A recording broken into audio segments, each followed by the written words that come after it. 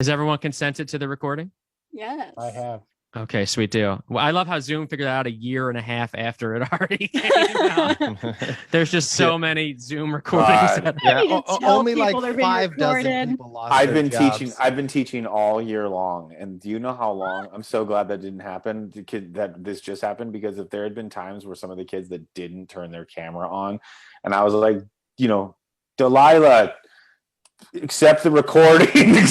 Delilah, Delilah, turn on your camera. What button do I push? Which button is it? I can't find it. Mom! Turn on your recording. What recording? The one that says stop recording? So funny. She sounds like a little child. Another late night comedy show. Mike Perkins and Paul Brodo. We're the house band with all the show. Tonight.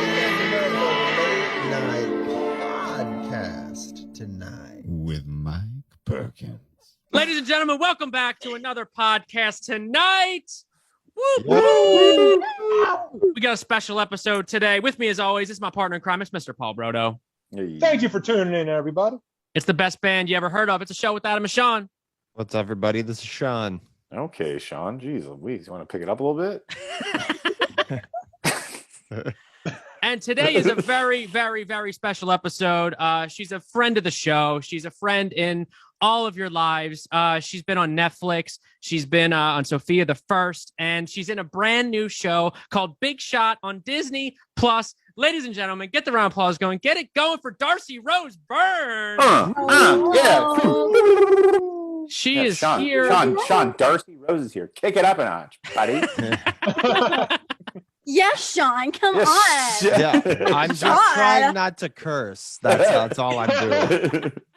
You and me. You and me both. Right there with you. We had a disclaimer at the top. We're like, Darcy Rose, are we allowed to curse at all on this podcast because you're promoting a Disney Plus show?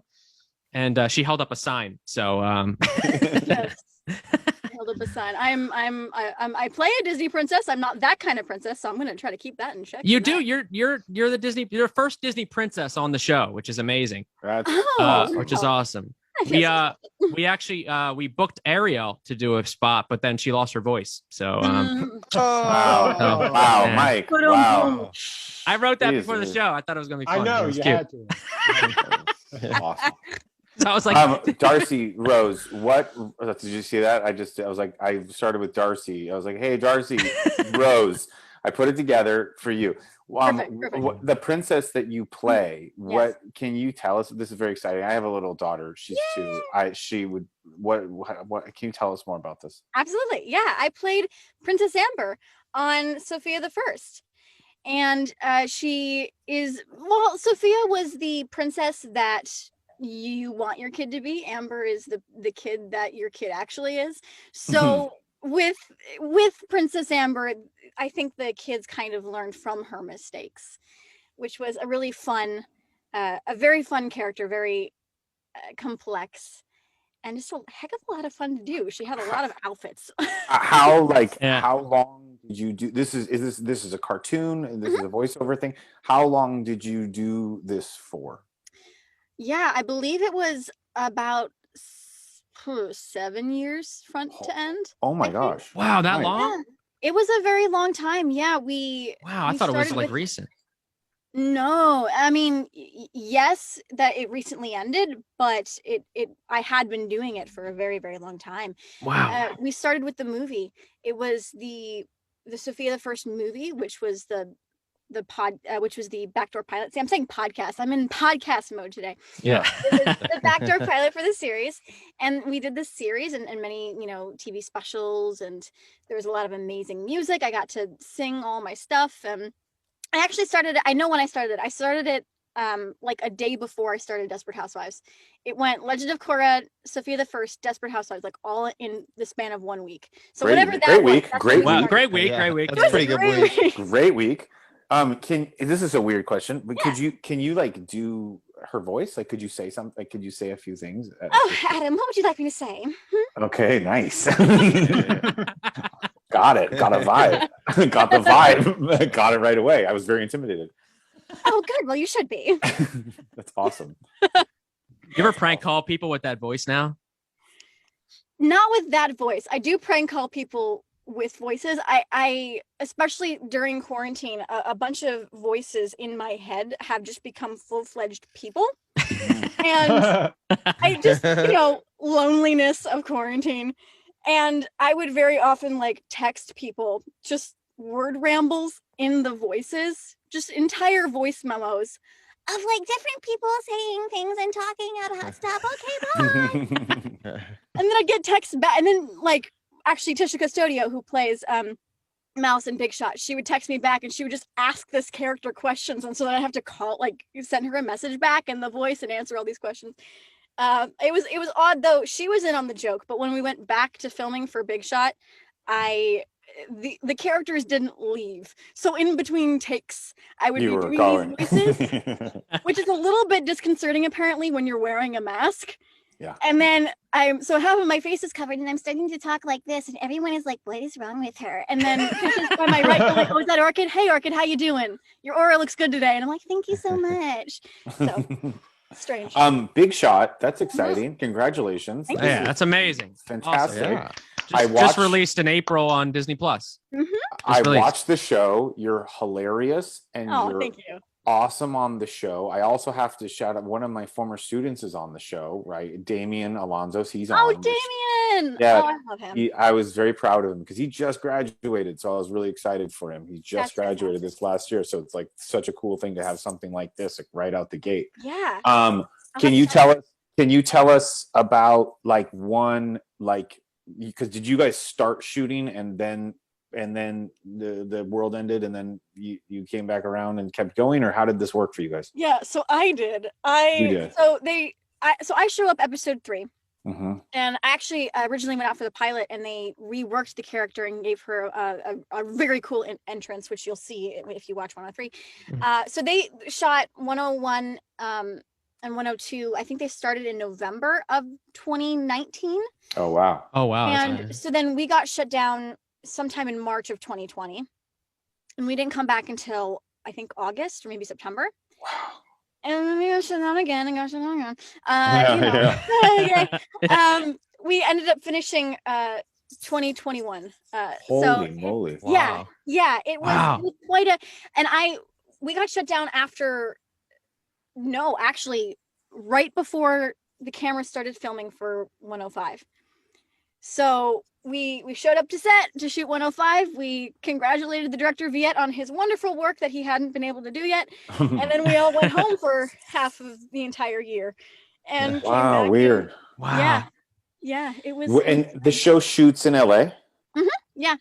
Yeah, because I saw when they played Carlsbad, I was like, that's where I'm from in San Diego. And I was like, hold on. That's not.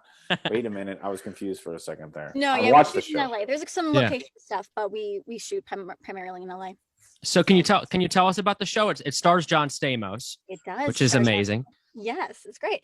Yeah, he is a college basketball coach, former college basketball coach, who has been kicked out because of an aggressive act involving throwing a chair at the ref's head.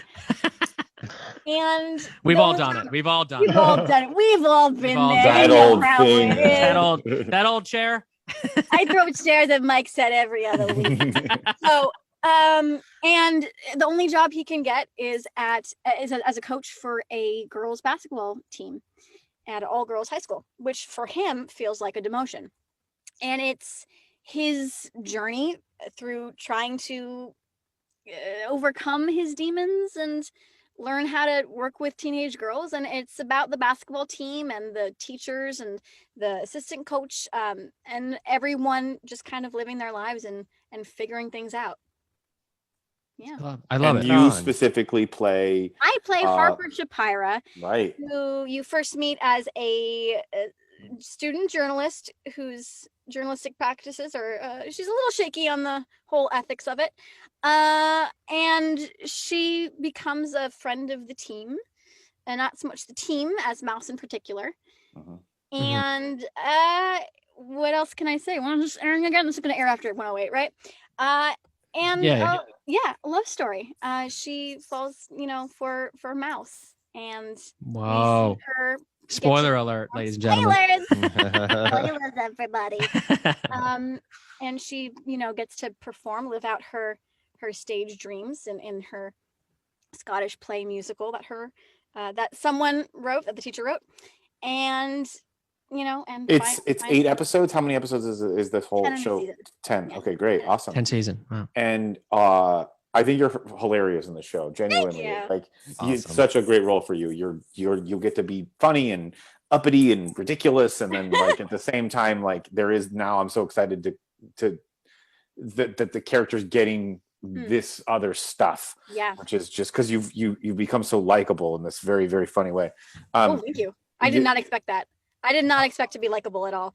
Oh, really? No, that's why I think you've done such a great job with it, because it could be such a character that I think a lot of people would think is unlikable, but you've done such a funny job with it. Yeah. Thank you. That was actually the driving force of how I wrote Everything to Me, which is the song that Tisha Custodio Mouse sings to and writes for Harper.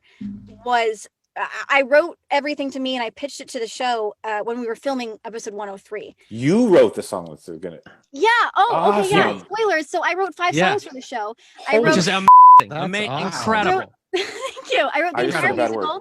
musical. I wrote. We'll cut it out. No cursing. It's a Disney podcast right now.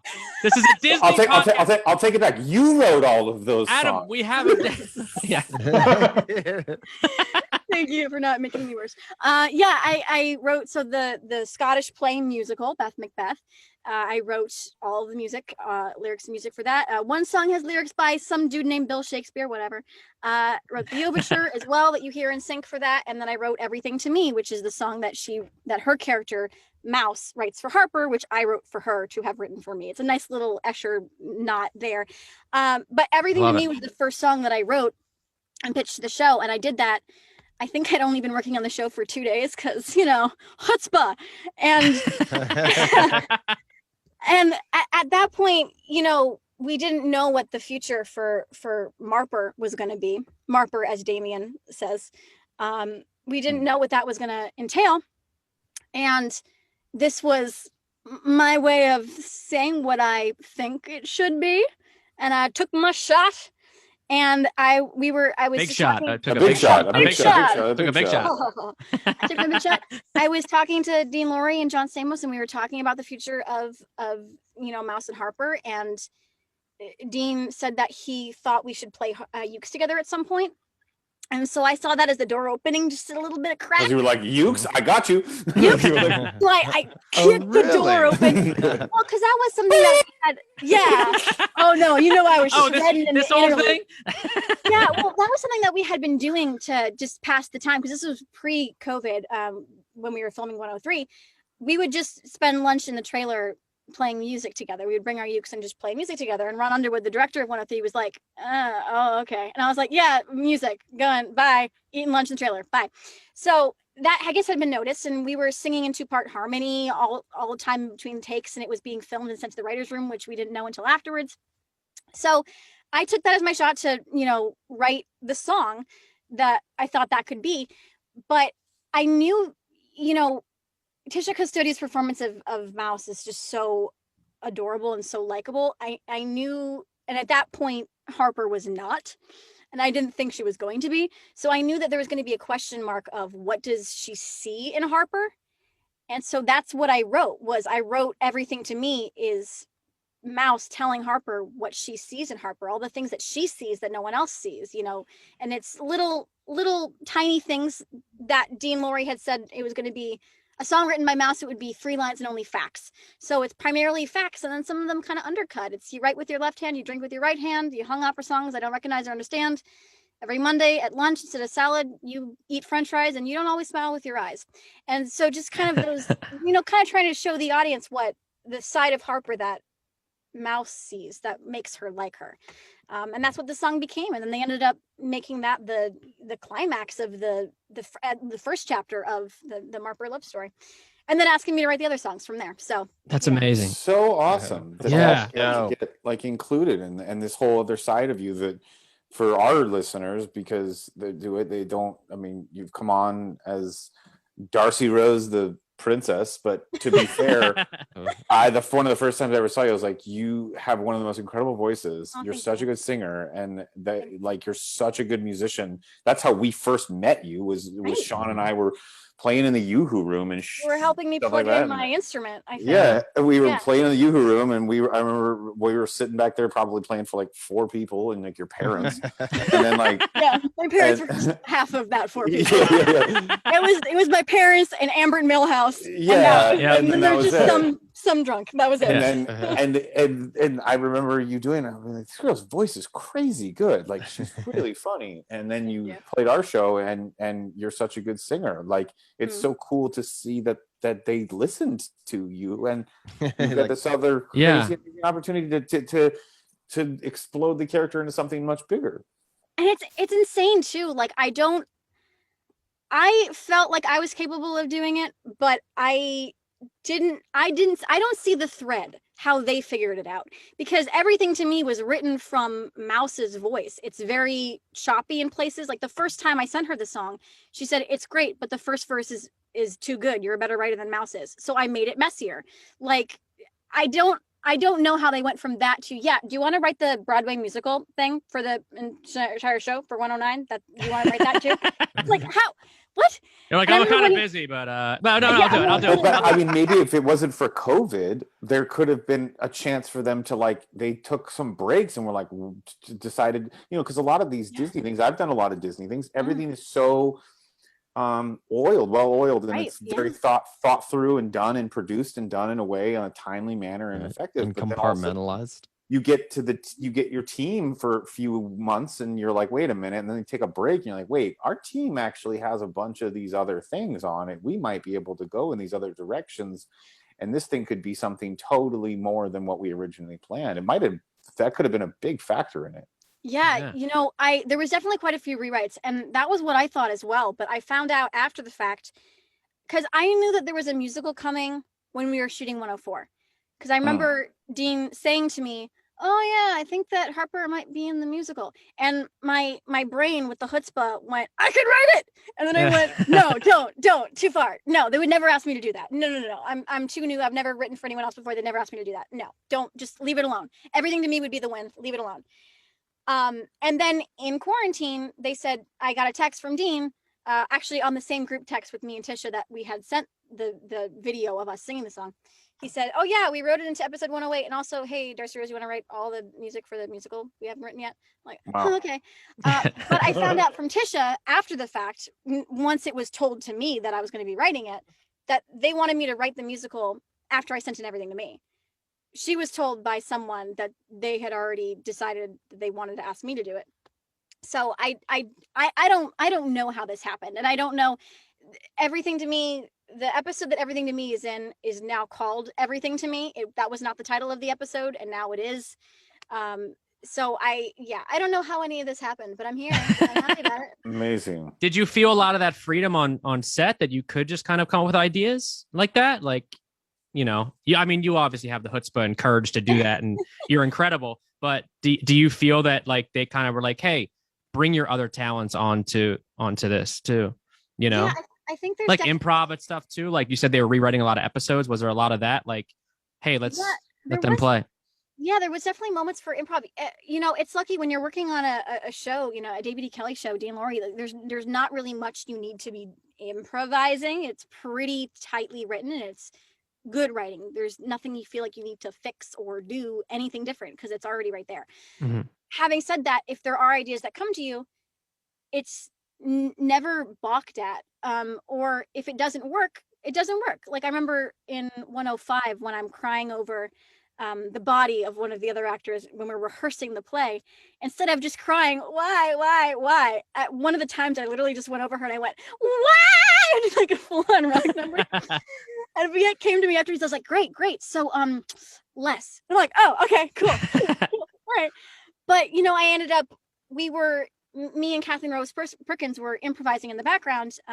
No voice, because we're in the background, and he comes up to us and he goes, "Okay, can you do that again, but actually say it this time, because we're going to use it in the background." Stuff like that. Stamos stealing my ice cream cone, that was him. That was I added probably a couple supers a couple more supers than there was supposed to be in the script because I like Harper saying super. I think it's funny. Yeah. So there's definitely room for it, and it's welcomed, but it's never needed. It's like if you have an idea, try it. If it doesn't work, whatever. That's awesome. And Stamos always gets ice cream no matter what. You know what I mean? That's every episode. If he wants something, he gets it. That's in his contract, Mike. That's in the contract. He gets ice cream. That's awesome. Yeah, it's incredible. It's insane. Nice. Now we move on.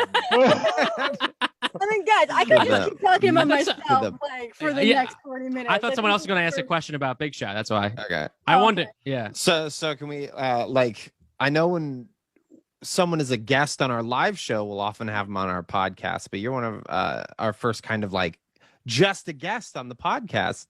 And when we have guests, we typically make up some questions to ask them that are completely random. So I just want to ask you, what is one of your most embarrassing moments from grade school? From grade school? I was homeschooled for most of all of my childhood, up until second grade. So I don't recall too many embarrassing stories. Perhaps maybe having my bird mock me. That was fun. Feels like a good answer for a homeschool kid. Right. It gets awkward with mom, Yeah. What grosses you out? What grosses me out? Nails on a chalkboard sounds. Even though you didn't go to school. Even though you didn't go to school. True. But your mom still has the chalkboard. She's like, Darcy Rose. Chalkboards. Darcy Rose, I'm doing the chalk. Don't make me scratch it. So I'm going to scratch it. If you're not going to sit still, I'm going to scratch the chalkboard. Yeah, just that grating sound kind of goes, ha. Yeah. I like it. I love it. You got a hot take, Paul, for her? I'm thinking of something that's rated G. We're going here. That's why we had a big pause in the middle. We're like, we want to curse about something, but we can't. It's a Disney podcast now. It's a Disney podcast. We're with a Disney princess. Wow. Another Disney podcast. Show some dang respect. I'm not accusing. No, Once and Future Queen is Amber's official title. She was Queen of the Rompkins, and she's now the Future Queen of Enchantia. So that makes me the Once and Future Queen. Thank you very much. I'm also playing Queen Beth Macbeth in Big Shot. Yes, you can tell I really like this theme. This concept and idea. I have something to talk about. How Darcy Rose is incredible. How many different instruments do you know? Because it's a ton. You have I think I play about 20 different instruments in varying degrees of proficiency. Yeah, I would say piano, guitar, ukulele, bass, and flute and bodhrán are probably my most. What was the last thing you said? Bodhrán. It's an Irish drum. Badon. What makes it Irish? It's a specifically the red hair, Adam. I Irish step while I'm doing it. Okay? That's what makes it Irish. Got it. Basically any instrument in my hands is an Irish instrument. No. Yeah, it's a drum with a stick, and you hit it, and with the other hand you change the tone. It's really cool. A harp, ruan, and that's a Chinese instrument. Love that. It's a Chinese instrument, you said? Yeah, it's a Chinese instrument. But it's an Irish. Wait, it's an Irish drum, but it's a Chinese instrument. No, a ruan. Well, it's not ruan. I say ruan because it's when you're just speaking English, it rolls off the tongue better. But it's ruan. That's a Chinese instrument. It's kind of like a guitar. It's a 4-string guitar. It's open tuned. It's beautiful. It's absolutely beautiful. Of course, the first song I wrote on it was a song about Irish superstitions because that makes sense. So, Wow. This is a thing I've asked a lot of people that have been on the show, and I've just kind of been asking this in general. And I think as I've approached anybody that I've been talking to, in this last year plus that the world ended, what's the thing you've learned the most about yourself? Ooh. The thing that I've learned the most about myself in the last year, I would have to bring it back to the music, is that I can write to a prompt. I'm a musical improviser, so I should have figured that out. But like when I was younger and people would be like, write a song about this. I'd be like, I can't do that. My process. It was like all this like thing I had. It was my creativity. It just had to happen when it flows. But I had a deadline at one point where, I got the information on a Saturday and it was going to be in the script on Monday. And I was like, all right, I'll get it to you by Sunday night. And I did. And that kept happening throughout the entirety of Big Shot of okay, yeah, we need 3 more songs. Okay, can you also make a 2-minute, we need a 2-minute interlude because now the song is also a montage. Can you fill in the gap here of 2 minutes of music? It's like, oh, okay, yeah, sure. And that was not something that I felt confident. Maybe that you felt confident to say that you actually could do. Maybe you didn't actually know that you could do it, or felt confident to say you could do it. Yeah, I mean, I think I always feel confident to say I can do things because I'll figure it out later. But I think I was too ginger about my process because I always wrote for myself, so I would just write when the mood struck me. Right. And then I was in a situation where it doesn't really matter if you're in the mood or not. You got to get this done now, and it has to be good. And being told what the song's purpose is and how it needs to be this part of it has to be within the Scottish play, but it also has to reflect Emma's feelings for this guy and such and all this stuff, and then be able to like, all right, I got it, and actually do something that I'm proud of. I literally had someone else ask me like right before to write a song for something else, and I was like, I don't know if that's something that I can do, and then it was like, oh well, here we go, I guess, yeah, all right, I'll do it. Yeah. I'm ready. That's but awesome. That comes with your experience too, though, because you've been doing it. So like, you've been singing and doing music for so long. So it's like, I think we get to that point where like, no, I'm confident. I can do this. This is it, Yeah, but it was the first time that I was writing for other people, like it's different when you're writing for yourself, but like the Dagger song, which is also in 108, I had to write the Broadway version for myself. And then the acoustic guitar version for Sophia Mitri-Sloss, who plays Emma. And I had never written for someone else's voice before, never mind written for my own voice and then arranged it for somebody else.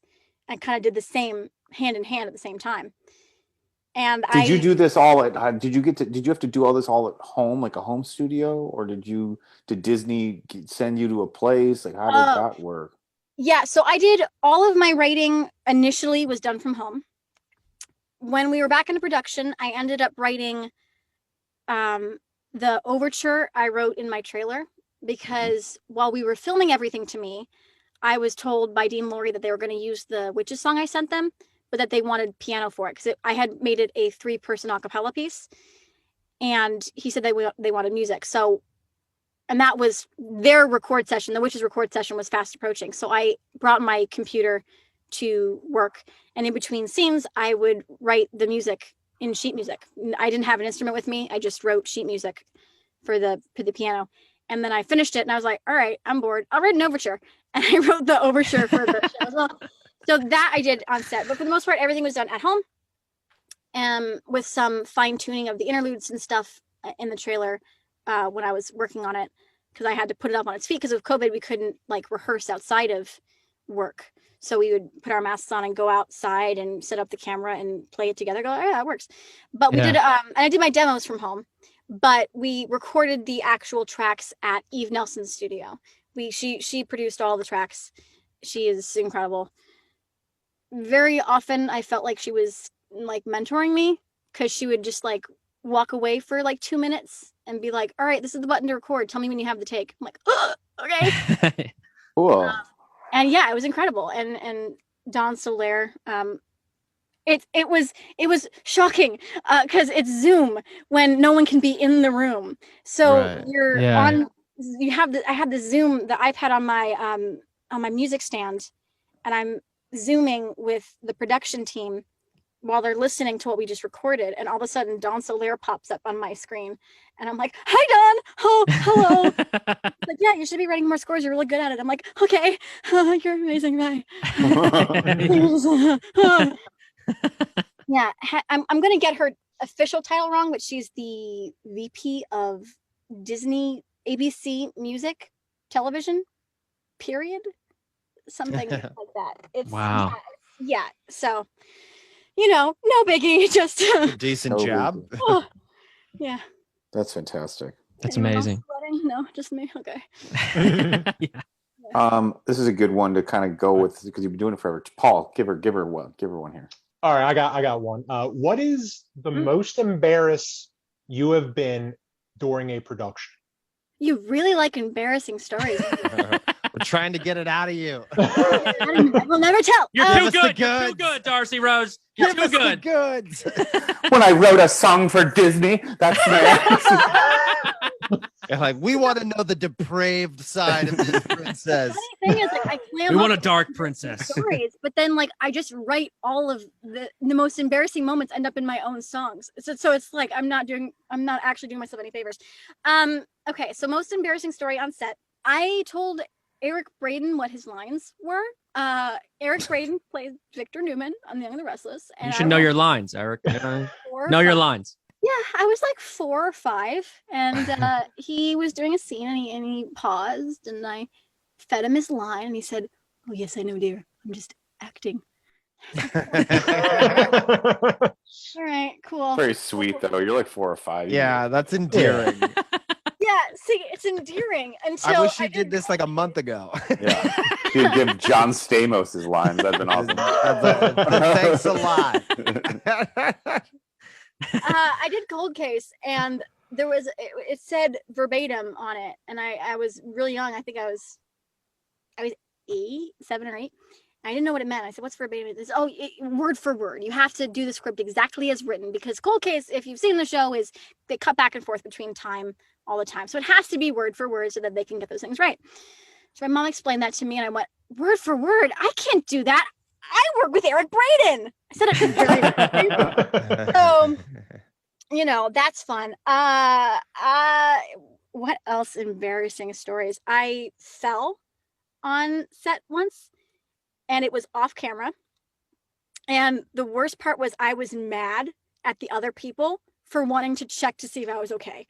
Because I fell off screen and no one was talking. So everyone tried to get up to see, like, was I okay? This was during Desperate Housewives. It was the scene where my parents, Lynette and Tom, are having a horrible fight. And then they catch me on the stairs seeing it, crying. And I run upstairs.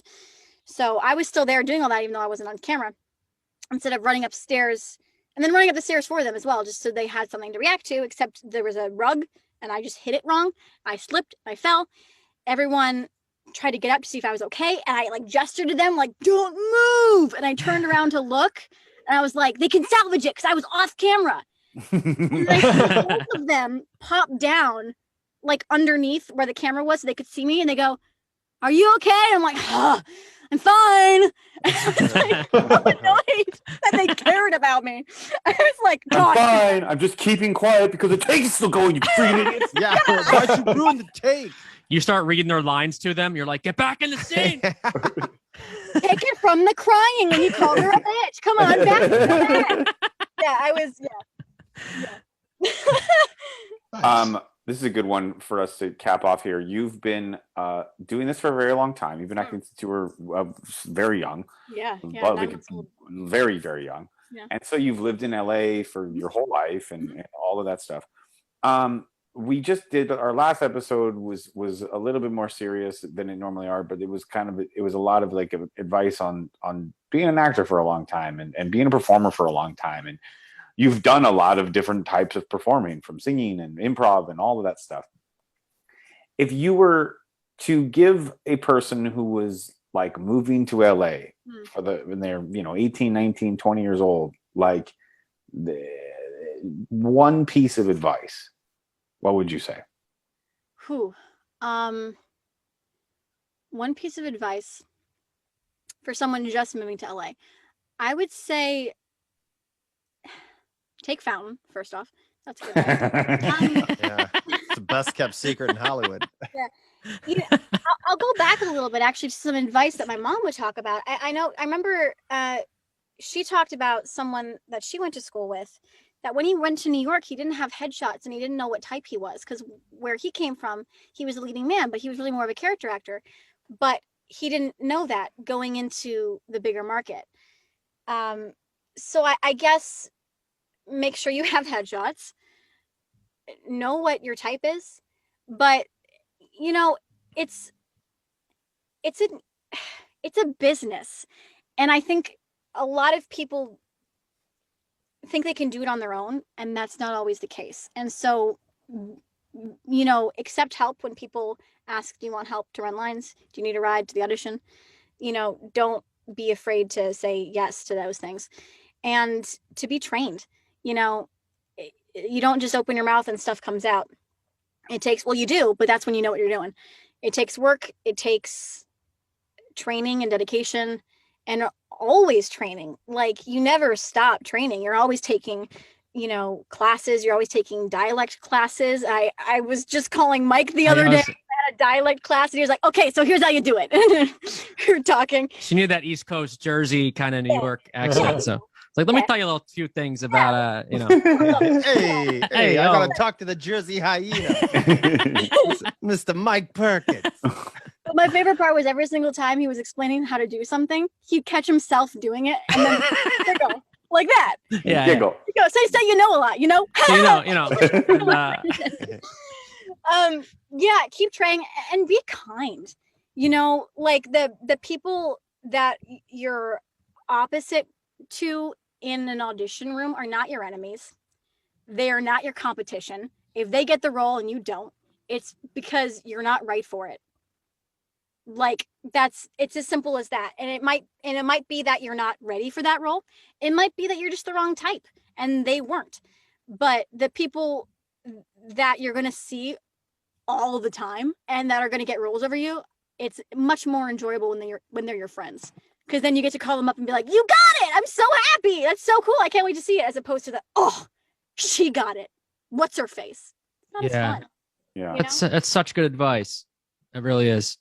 Because we were talking about on the last episode too, we were talking about like kind of like being bitter and just letting that kind of like just take over you, and just, it is weird when you go in an audition room and like no one's talking to each other, you know, but as comics too, like, you know, you just always want to kind of like own that room and talk to people and try to like just interact, but people are just in their own zone. But it's like, yeah, make friends with people, you know, and just, that's amazing. It depends on the audition, you know, like there's been some auditions where, you know, the entire thing is like sobbing and crying, and then there's someone sitting next to me going, hey, how you doing? What's going on? I'm like, why? Like, Yeah. not now. I'll get coffee with you afterwards. Not now. But yeah, like especially growing up as a child actor, like you meet all of the same people all the time. And especially when you're a child actor, it doesn't even matter if you're even remotely the same type. You're going to see the same people all the time. And I can't tell you how many auditions I went to where I show up at a Dare Tischler's there and I'm like, we should have just carpooled. Like, why? Yeah. Like, we just got to coordinate better. We could have gone together at this point. I imagine you as like a 4-year-old and just being like, they gave it to that 7-year-old girl, you know, like whatever. I did. Well, my first time on Young the Restless, when they came to get me, apparently I turned around and went to my parents, okay, I'm going to go shoot now. You stay here. And they're like, no. So cute. No, that's not happening. That's hilarious. So cute. Darcy Rose, everybody. This is Darcy Rose, Rose. Burns, ladies and gentlemen. I want to ask you a question too. Just kind of go back, and we can wrap up after that if you have time, or if we're good. This ends up being 3 hours long. It's like, isn't that what we said? It was going to be a 4-hour podcast, like 4 just hour? like any of our phone calls, just 4 hours all the time.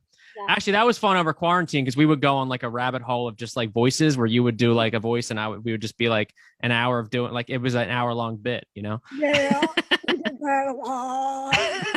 Just going off that. Yeah. Yeah.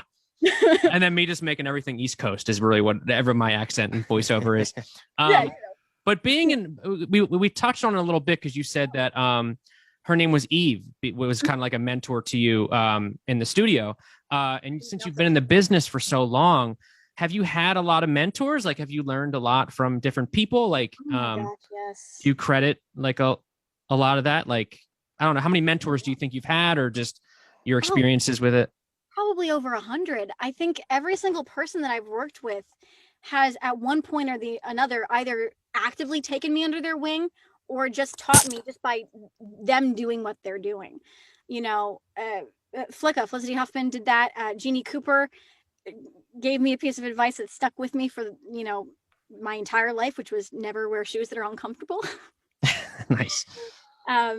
You know, Yvette on Big Shot, like everyone at some point has imparted some wisdom, and that's like the amazing thing that I've had in my career is that I've been gifted to be playing opposite incredible, talented people, both actors, directors, you know, writers, the entire gambit. I remember Jamie Mitchell would very often explain what was going on in his head. Jamie Mitchell, the director of Sophia the First, he would, you know, explain why, oh, well, this thing has to be done again because such and such was missing, and that actually symbolizes their sisterhood, and so that has to be redone because without it, it doesn't pay off. And he would, you know, I never got the sense that he was talking to me like an actor. I got the sense like he was talking to me like a director and kind of letting me know why he was saying the things he was saying and making the decisions that he was making. Same with you know, Big Shot. I got that with Ron Underwood as well. Like there was a shot we were doing that I didn't know what he was asking me to do until he told me what the shot was, and then we got it in one take because it was like, oh, okay, got it. So yeah, I've been very grateful that I've worked with people who are both talented but also want to impart wisdom. Oh, here's an obvious one. I did an audition for a voiceover and I was sitting next to a woman, and I actually don't even know her name because I don't think I ever got her name. I was sitting next to a woman and we were going up for the same part because it's voiceover and that's normal. And I was like 10, and she just turned to me, she's like, you don't cry like a baby? And I'm like, no. She's like, oh, okay, I'll teach you. And she taught me how to do this specialized skill in the waiting room for an audition that we were going up against each other for. So, you know,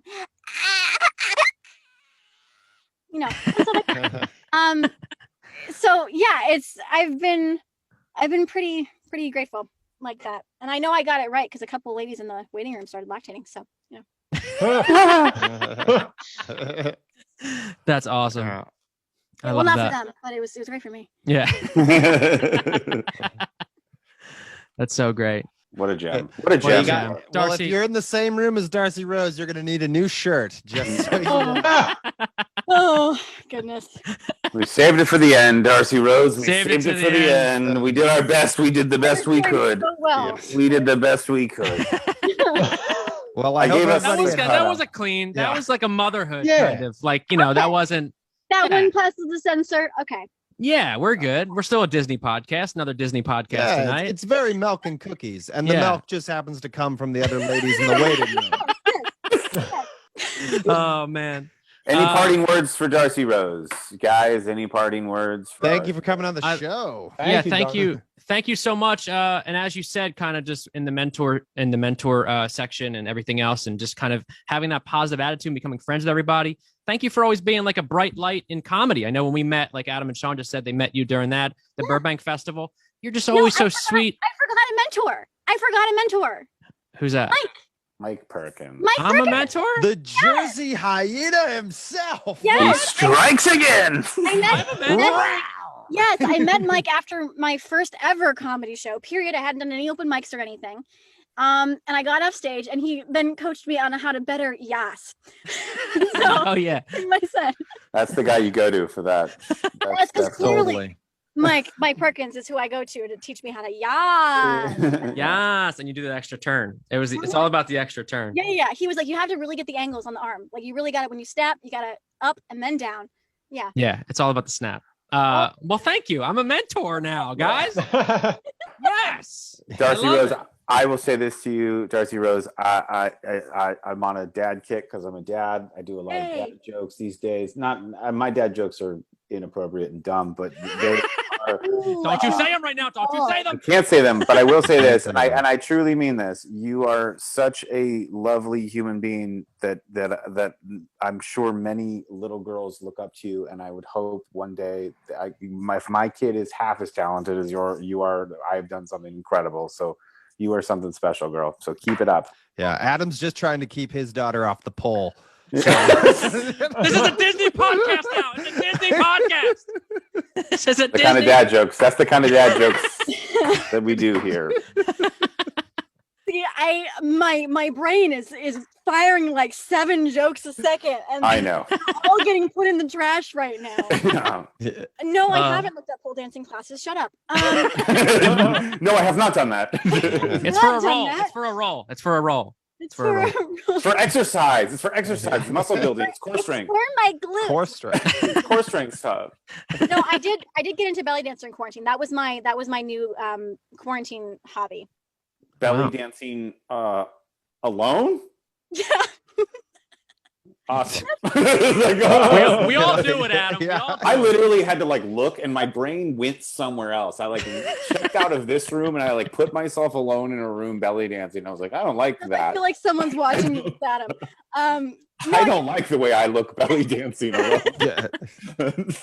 Well, You're not I have, alone in like, that room in my assessment. bedroom, and that can be, you can take a class for that mostly in a very tight space. So it was a really great way that I could keep dancing because I'm a partner Yeah. dancer and I couldn't actually do that because I don't have a partner. Yeah. So that was the way I was able to keep dancing. That and tap. That's another notch on the tool belt. You taught me how to Charleston. You're an amazing ballroom dancer and stuff, Yes. Uh, I taught him Charleston, partner which, Charleston. which is amazing. Yeah. Keep Wait, up the Adam, good how work. old is your baby now? She's almost 2. She's like 21 months old. Adorable. Yeah, we're going to Disneyland. We're going to Disneyland in 2 days. We're very excited. She's so about Yes. all the princesses. She's all about all of the. She can't get enough of princesses stuff. It's everything that she wants in life right now. So That's how I learned to read. I was bribed with pieces of the Belle costume for every few letters that I learned of the alphabet. there you go. That's basically She's like Elsa and Anna. You can't get enough of Elsa and Anna. I can't get enough of Rapunzel or Moana right now. And Mickey. Is she Tell- constantly singing "Let It Go"? Like, what is the song you cannot get out of? Let your It Go and You're Welcome Mhm. are big ones here. And then You got to tell Darcy Rose about what happened with Frozen, the guy from Frozen. so uh, Jonathan yeah, Groff. Jonathan Groff. He is Kristoff, right? And he I posted a video of her like falling asleep and then like on a walk, and then I like woke her up by she wouldn't wake up, and I woke her up by being like, Anna and Elsa are here. And then I was filming her, and then she woke up and looked around and they clearly weren't. And so she was like, what the hell? And then my friend sent that video to Jonathan Groff because he knows him. And he then sent me this, he sent me this incredible a voice memo of him singing "Reindeers Are Better Than People," but with her, he put her name in it, and it's the sweetest thing in the world. I feel like you've probably been asked to do that a bunch as the princess that you've asked, and people have just been like, "Can you send something?" Because like, there's just it means a lot. It's weird. I got cried and stuff when I heard It's so it. amazing. It's amazing, dude. It's so heartwarming. It's so crazy. Like, and it's just something that you can't do. I can't. There's nothing I could do that could do that. So because what that means to her. So Yeah, it's special. That's so sweet. Yeah. I love that. Yeah. It means so much when we do things that mean stuff to people. It's just, I'm gonna be getting her into this Sophia the First, and you're gonna be getting some private messages from me. Like, hey, can you send a video of you talking? yeah. Hey Kai. Yeah. Well, Darcy Rose Burns, thank you so much for doing the podcast. You're the best. Where can we check you out besides Big Shot on Disney Plus, ladies and gentlemen? Yes, you can check me out on Instagram at Darcy Rose Burns. Some game that will be coming out in 2022 that I cannot actually talk about just yet, but that will be it's already announced. I just can't talk about it. So There's keep a an game eye out on- there. There's a game. There's a Some game. Yeah. There's You a will- game. you will know It this may or game. may not have me in it. may or may not having it, may or may not be able to play it in 2022. Yeah. Yeah. I've got some of those. It's great. I love that. Well, keep crushing it. Keep being amazing. You're the best, and I can't wait to have you back on the live show again. Yes. We're coming back this month. We're at the end of this month, and then we're back forever. So we're gonna have you on and doing all the good stuff, voices, characters, singing, music. It's your show now. It's your show. Yeah, I thought I already was. I'm so sorry. I got confused. This is not. We're quitting. We're all quitting. and We're all quitting. It's Keep it your- going. So, guys, next week, Darcy Rose Burns, another podcast tonight. This is her show now, and check out her live show. But Darcy, thank you so much. You're incredible, and give it up for Darcy Rose Burns one more time. Hey. ladies and gentlemen. Thank you. Uh, Thank you. You're wonderful people. And thank you guys so much for listening. That was another episode of another podcast tonight. With me, as always, my partner in crime is Mr. Paul Brodo. Thank you for listening, everybody. It's the best band in the world. It's a show with Adam and Sean. Yeah, tune in and tune out. Yeah, that's what I'm talking about. That's that heat. That's that heat. My name is Mike Perkins. Thank you for listening to the cleanest Another Podcast Tonight episode you're ever going to have. Unless we have Darcy Rose back on. So this will be the only clean episode in all of the notes of like on Apple Podcasts and Pandora and stuff. Like, what did they do with the clean one? But thank you so much for listening, guys. And we'll see you guys next week. And check out Darcy Rose on Big Shot on Disney Plus, ladies and gentlemen. Another late night comedy show.